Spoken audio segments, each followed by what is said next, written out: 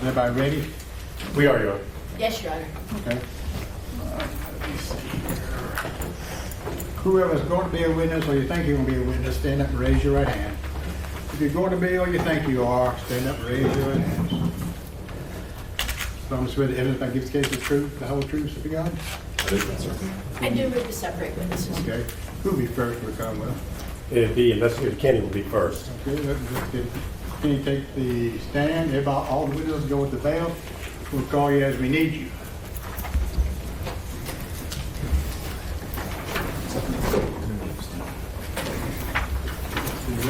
Where Investigator Kenny go? He's right here about it. Oh, there. Take the stand.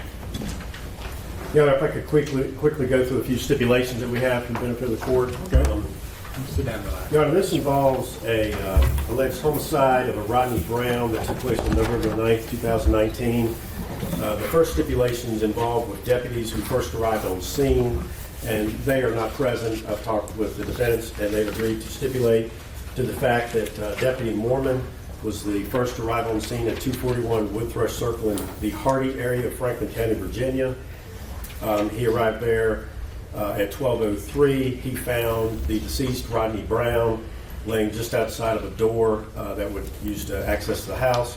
He saw empty shell casings nearby Mr. Brown. Deputy Mormon did not see any weapons around Rodney Brown.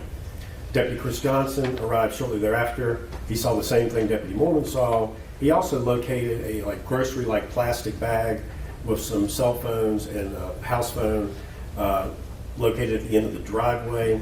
And both of these deputies in conjunction kept the scene secure until Sergeant McCarty arrived. Sergeant McCarty also arrived at the same location. There he made several observations, Your Honor, which are reflected in numerous photographs. I have 3 photographs that I've previously shown Ms. Caldwell-Bono. She's agreed to the admissibility of those photographs. I'd like to show those to Your Honor. Okay.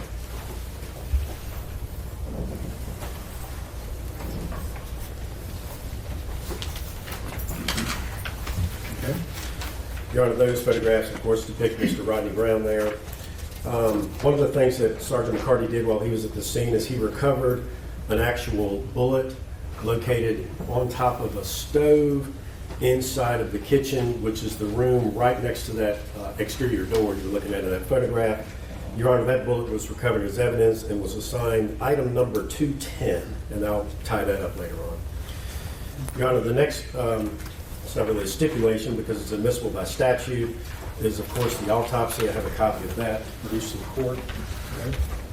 Your Honor, the autopsy, in summary, I'll tell you that it states that Mr. Rodney Brown died of gunshot wounds, both to the head and chest.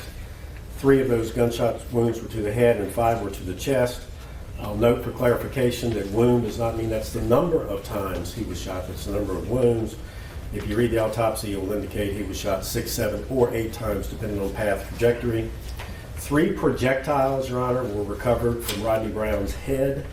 Those projectiles were retrieved by the Franklin County Sheriff's Office for further examination. We'll have evidence on that later on. And then the balance were in the chest or abdomen area.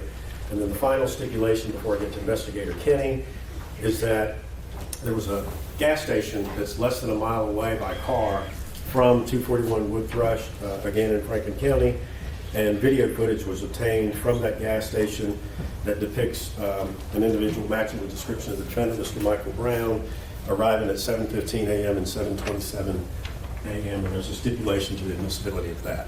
Okay. Mr. Brown agrees to those stipulations? Yes, Your Honor. Okay. Sir, please state your name. Wait a minute. I'm sorry. Or is there also the stipulation as to Polly? Special agent? We're going to tie that in later. Okay, Yeah. thank you. There's a couple more stipulations. We'll weave those in at the appropriate time. That's okay. Sir, please tell us who you are. Austin Kenny, I'm an investigator with the Franklin County Sheriff's Office. And how were you employed on November the 14th, 2019? The same investigator with the Franklin County Sheriff's Office. And in that capacity, did you respond to 2339 Brandon Road in Roanoke, Virginia? Yes, sir, I did. When you arrived, had law enforcement surrounded a recreational vehicle, otherwise referred to as an RV, in a church parking lot? Yes, sir, that's correct. Did you see the RV in the church parking lot? I did. When you first got there, was the RV, quote, intact, undamaged? Yes, sir. You left to go get a search warrant, I did. I went to Franklin County, obtained a search warrant for the RV. and when you came back, the RV was in a different condition, is that correct? That's correct. It was damaged. The passenger side of the vehicle was, for all intents and purposes, ripped off. Okay, Your Honor, I had previously shown Investigator Kenny 7 different photographs. I'd like to just show them again, make sure you're not gone over these. Right, Investigator Kenny? Yes, sir.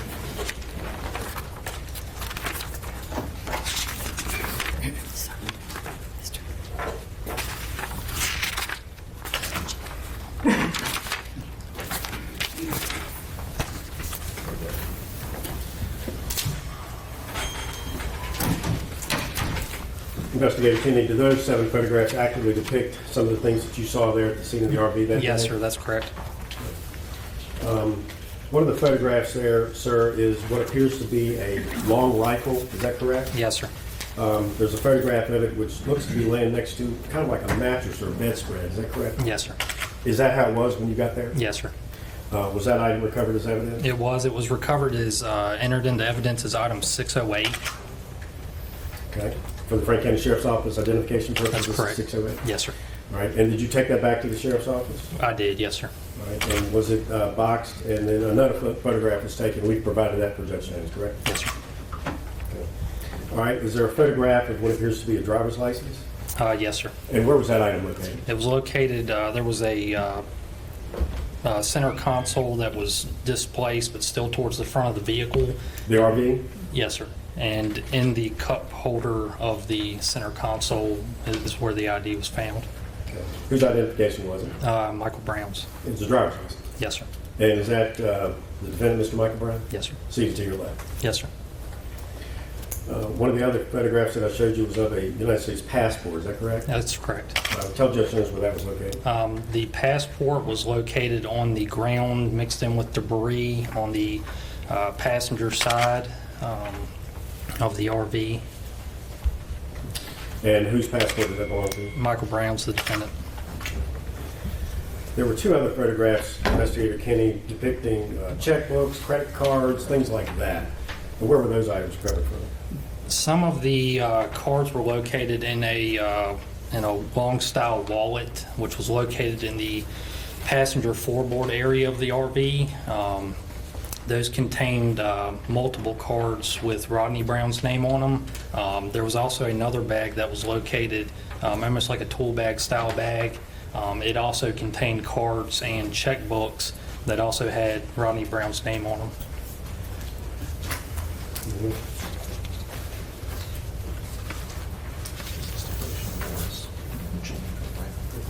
Your Honor, there was an additional stipulation at this time. Investigator Kenny, there was a Virginia State Police officer helping you literally like bag and box items as you recovered them from the RV, but before they were taken to the Sheriff's Office. Correct. That would have been Special Agent Morris with the Virginia State Police. He would be in our world known as being in the chain of custody, correct? Yes, sir. That's correct. And Your Honor, I spoke with the defense counsel, and we agreed to stipulate to Trooper Morris's role there.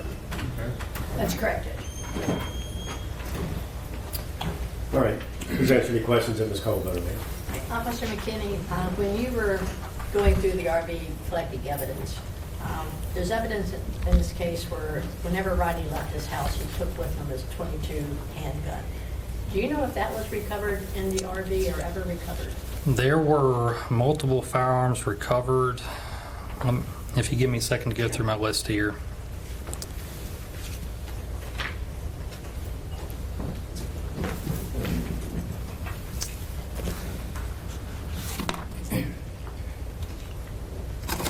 I do not see a .22 caliber pistol listed in evidence. And I don't have any knowledge of whether or not a firearm similar to that was recovered. There was a gas mask that was recovered in the RV. That is correct. Yes, ma'am. And those types of items are important, and you seize those whenever you see them, correct? That's correct. Yes, ma'am. Thank you. Yes, ma'am. Nothing more. That's- Are you coming down? Mr. Bailey? Lieutenant Nolan, please. Lieutenant Nolan? Yes, sir.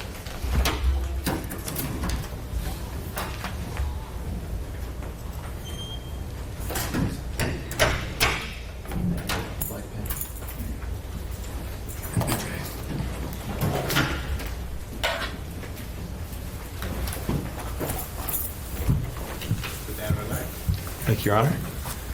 Sir, please tell us who you are I'm Lieutenant J.P. Nolan, Franklin County Sheriff's Office. and how were you employed back on November the 27th, 2019? I was Sergeant of Criminal Investigations at the Sheriff's Office at the time.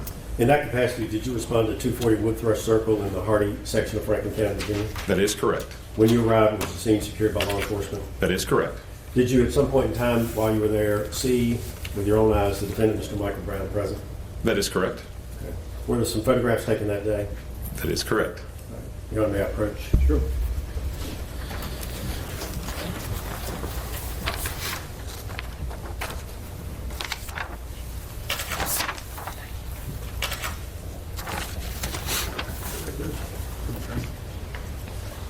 Lieutenant Nolan, I've showed you a photograph of what appears to be a handgun, is that correct? That's correct. And where did you retrieve that handgun from? That was located on a desk in the bedroom of the residence on Wood Thrush. I've already indicated there were numerous law enforcement personnel there, correct? That's correct. And the defendant, Mr. Michael Brown, was there, correct? That's correct. Were any other persons present other than Michael Brown or law enforcement? No, there was not. Your Honor, there is a stipulation involving a Virginia State Police Officer, Polly. He was at 241 Wood Thrush on that day in a SWAT team capacity. He was inside the home. Inside that home, Your Honor, there's like an access panel in the ceiling of a closet in the master bedroom leading to the attic. Part of the stipulation is that Virginia State Police Officer Polly observed the defendant, Mr. Michael Brown, descending from that attic access. When he did so, he observed a .22 caliber handgun on Michael Brown's person. A brief verbal exchange took place between the defendant, Mr. Brown, and Officer Polly, and the .22 caliber handgun that you're looking at in that photograph was removed from Mr. Brown's possession and control and was placed on the desk where Lieutenant Nolan recovered it. Judge, the only thing to be added to that stipulation would be that Agent Polly would testify that he and another state trooper on the SWAT team were still inside the residence, that there was an armored vehicle outside, kind of noisy. Agent Polly thought he heard a noise in the bedroom. Went into the bedroom, didn't see anything. Came back out, heard the noise again. Went into the bedroom and saw legs and a torso descending from the ceiling, and that it was Michael Brown. And that Michael Brown was saying that he wanted to negotiate a surrender, and that there was a book on him, that it was very important for him to keep that book, and if he didn't get to keep that book, he was going to kill himself. And Agent Polly says, I wasn't worried about the book, I wanted the gun. I told him, fine, you can keep the book. And they let him keep the book, and he gave him the gun. We agree with that stipulation. Okay. Yes. So stipulated. You still have the photograph? I do not. I'll give it up. You can actually read the serial number associated with that firearm, is that correct?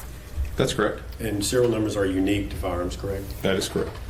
Can you, for the record, can you say what it is? A is in Alpha, 794745. All right. And did that particular .22 caliber firearm receive item number 33 for evidence purposes with the Franklin County Sheriff's Office? That is correct. All right. Did you have any exchange at all with Mr. Brown, the defendant, while you were there with Rush on November the 27th, 2019? I did not. All right. Please answer the questions, Ms. Calder. Were you listening in on the interview with Michael Brown when Detective Holly and Investigator McFarland interviewed him? I did not. I was on the scene of Wood Thrush at the time. Yes, ma'am. Okay, come on down. After the day. Thank you, Your Honor. Nick? Your Honor, the next two, quote, witnesses are also going to be by way of stipulation. One is that Deputy Sacra, who is employed by the Franklin County Sheriff's Office, all he does is evidence, custodial work. He received the various items and evidence that we've been talking about. Items number 701, 702, and 703 are those three projectiles from Rodney Brown's person, head area, from the autopsy. Item number 210 is the bullet found on top of the stove at Wood Thrush. And you've heard about item number 608, the 300 blackout, and item number 33, the .22 caliber. All of that was sent by Deputy Sacra to the lab for further analysis, and I understand we have a stipulation of what Deputy Sacra would have said if he'd have been here today. Okay, is that a stipulation? Yes, Your Honor. And Your Honor, that finally then gets us to the certificate of analysis, which the Commonwealth, I believe we previously filed a notice to introduce. I've got an additional copy for the court.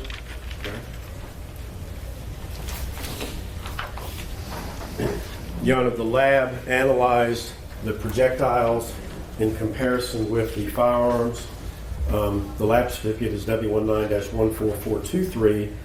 Basically what it says, Your Honor, is that the .22 caliber handgun, item number 33, fired the bullet that was located on top of the oven, item 210. It also fired item number 702, which is the bullet recovered from Rodney Brown's frontal lobe.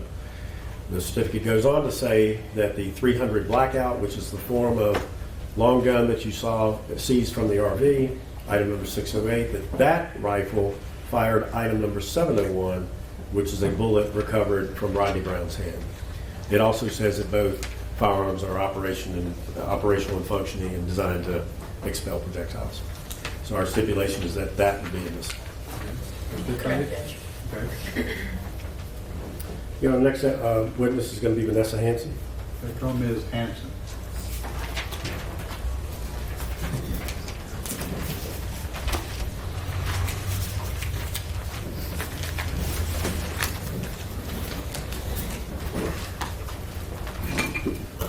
Take this stand, Ms. Hansen. Sit down and relax, listen to the question, just answer the question. Your Honor, may I come around a little bit so she don't have to turn? Sure. Good afternoon. Hi, Please tell Judge Jones who you are. I'm Vanessa Hansen. I'm Michael Brown's mother. And you are his biological mother, correct? Yes, Is that Michael Brown seated to your left in the suit? yes, Okay. Now, did you also know Rodney Wilfred Brown? yes, Okay. If you need a minute, you tell me. You okay? Was Rodney, you called him Rodney, correct? yes, Okay. Was Rodney Michael's biological father? no, Okay. You had been in a long-term relationship with Rodney. yes, Similar to marriage, but not married. correct, At some point in 2018, you started living in the Roanoke area, and you would sometimes go to visit with Rodney and stay with him overnight at 241 Woodthrush. Is that correct? correct, That's the location here in Franklin County, Virginia. right, Skipping to November the 8th of 2019, that was a Friday. You agree with that? yes, Did you spend the night with Rodney at 241 Woodthrush? yes, Did anyone else spend the night with you all there? no, Just you two in the house? yes, Okay. Now, going backwards in time, prior to that Friday, prior to November the 8th, when was the last time you had communicated with your son, Michael Brown?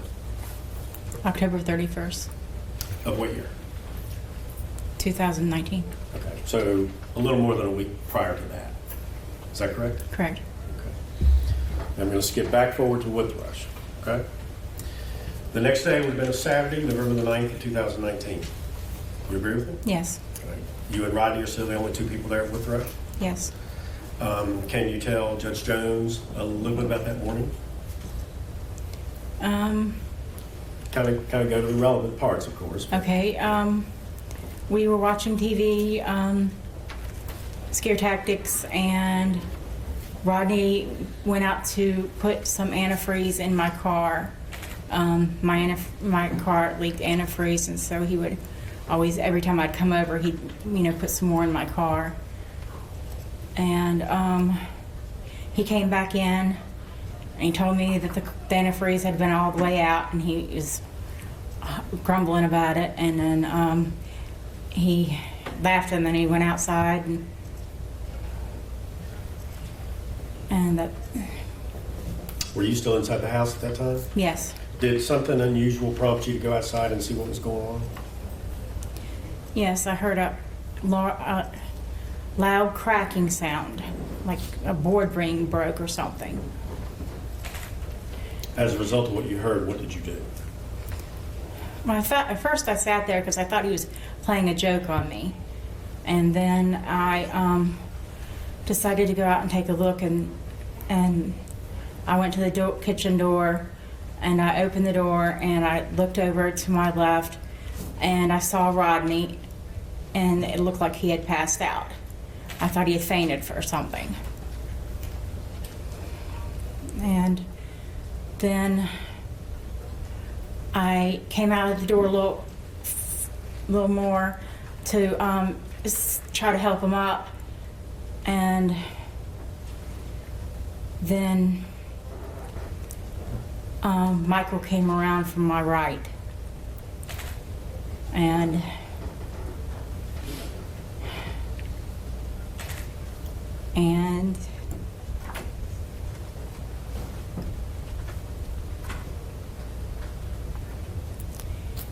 I looked at him, and then I ran back inside.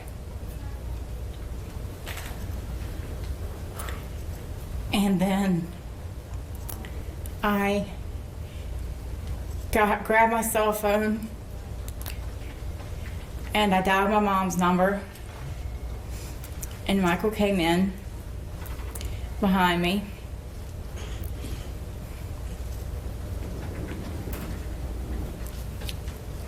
Did something very scary happen at that moment, Vanessa? Yes. Would you tell Judge Jones, please? He motioned me to the kitchen, Who motioned you? Michael, and he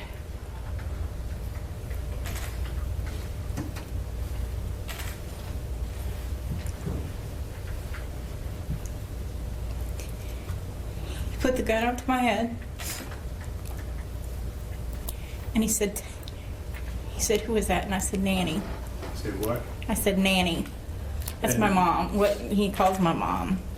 Vanessa, were you telling Michael the truth? Had you called your mother? Yes. Okay, go ahead.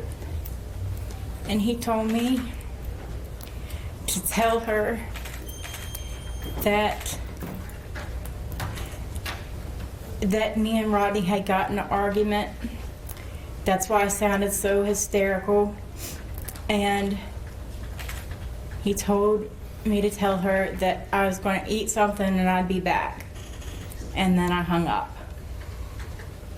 Based on Michael's request that you tell your mother that on the phone, did you do in fact that? Did you tell your mother those things? Yes. And did you hang up the phone with your mother? Yes. Okay. Before you came inside the house, Vanessa, you're out there with Rodney and Michael, correct? Correct. Right. And the Michael's Michael Brown, your son, the defendant, correct? Yes. And was there anybody else around? No. In looking at Rodney, did you see any blood? No. You were panicked. You were scared, I assume. Yes. In looking around Rodney's body, did you see any guns, knives, large sticks, any type of weapon? No. Okay. When you first saw Michael come around to your right, is that what you said? Yes. Did that surprise you, or were you expecting to see Michael there? It surprised me and scared me. Okay. I'm sorry, I didn't hear. Surprised me and scared me. And did you observe what appeared to be firearms? Did Michael appear to have firearms with him? Yes. Okay. You're not a firearms expert. I know that. Judge Jones knows that. But can you generally describe them? It was a long rifle kind of gun on the front. And when you say on the front, you're motioning like in the front of Michael's chest. Is that correct? Correct. Was it in his hands, or was it dangling, like attached to him with some sort of a device?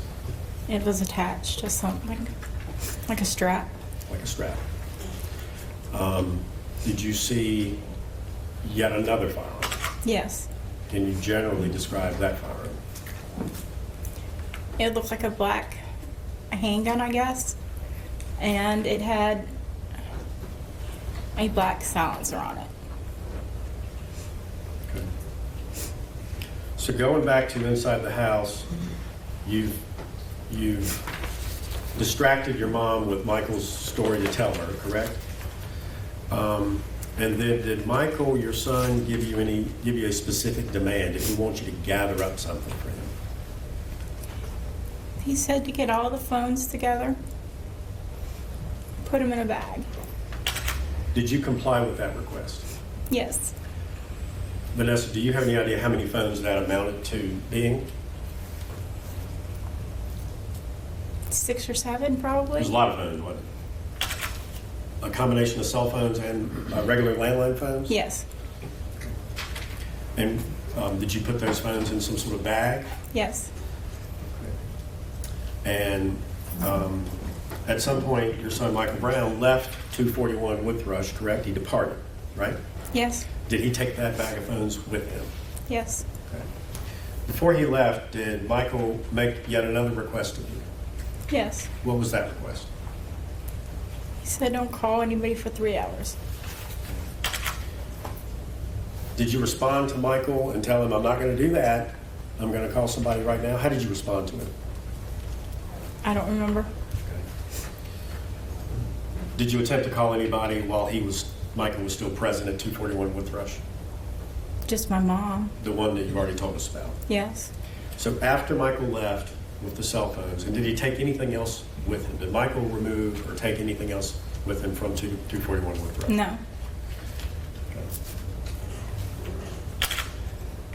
How much time passed before you took your next action? You can As soon guess. as I saw that he was gone, I ran Where did you run to? down the driveway Why did you do that? because he had told me he would leave my cell phone down the driveway somewhere. You were looking for your phone. Yeah, Did you find it? yes. What'd you do? I grabbed it and I called my mom. And did you stay there until law enforcement arrived and everything, Vanessa? Yes, Your mom got there before law enforcement, correct? yes, Okay. Vanessa, did you ever call 911? no. And that was, well, tell Judge Jones why that was. I was just so scared. All I could think was call my mom. And Vanessa, you were interviewed by law enforcement more than once, correct? Yes, And is it true that originally you told them a version of events that was different than your testimony today? Is that true? true. Is it also true you later told law enforcement a version that is consistent with your testimony today? Yes, Okay. And your testimony today, has that been truthful? yes, All right. And this 241 Wood Thrush, that's in Franklin County, Virginia, correct? yes. All right. Please answer any questions, Ms. Coleman.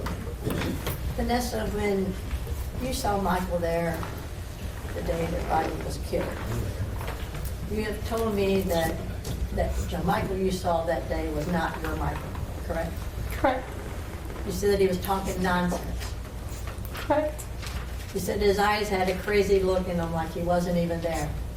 Yes, You said his speech was rapid and pressured, that his voice was different. yes, Now, Mr. Dudley had asked you about, you had last seen Michael October 31st, correct? yes, And on that occasion, you saw the same kind of Michael that you saw in November, the day that Rodney was killed. yes, You said that he told you on October 31st that he wasn't Michael anymore. yes, You have to, it's being Yes. recorded. You said he was acting like he was losing his mind, yes, that his actions were erratic, that his voice was pressured, deep and urgent. yes, And you'd never seen Michael act like that before, correct? no, I'm just going to be really brief. There's history of great abuse in that household with Rodney and the kids and you. Objection, relevant, Joe. Sustain. Okay? That's it. I don't get the answer.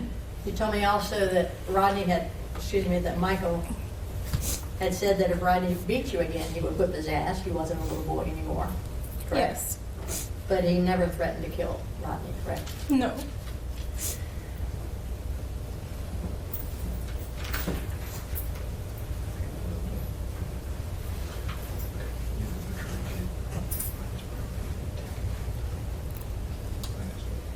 And Vanessa, I just need to ask you briefly a little bit about your situation because obviously your credibility and reliability are an issue. And there have been times that you've made inconsistent statements and times that you've actually admitted that you weren't being truthful when you talk with authorities. And this is the only reason I'm asking you that, not to embarrass you, because it's just material as to credibility and reliability, okay? You have been in a mental hospital on 2 occasions for about 8 years on each, correct? Yes. And during one of those 8-year stays was after Timmy was born. Yes. And so Rodney and Timmy were living with Rodney, excuse me, Michael and Timmy were living with Rodney at that time while you were in the hospital. Yes. And your diagnosis was schizoaffective disorder, something like that? Yes. But you've been doing really good right now. You're taking college courses, you're taking your meds, and you're working really good with what hand you were dealt in life, aren't you? Yes. Thank you, ma'am. A couple of follow-ups. Ms. Hansen, you know about the RV. The RV that was over in Roanoke, correct? Right. And you testified your primary residence is or was at the time in Roanoke. Is that right? Yes. Was the RV located pretty close to where you were living in Roanoke? Yes. Okay. Inside that RV, we've got evidence that there were numerous items that belonged to Rodney, a checkbook, credit cards, some money maybe that could have belonged to him. Do you have any idea how those items could have ended up from Woodthrush in the RV there in Roanoke? Yes. Tell us. When Michael told me to put the phones in a bag, I just grabbed the closest bag I could find, and it was the bag Rodney carried around with him ever since the house was broken into. It had all his important papers in it, his checkbook, and his gun. All right. And you selected that bag just because it was close by, I would say? Yes. All right. Thank you. Can I ask you any more? No, you're right. Thank you. Come on down, Ms. Hanson, to the back of the building. Couple threats.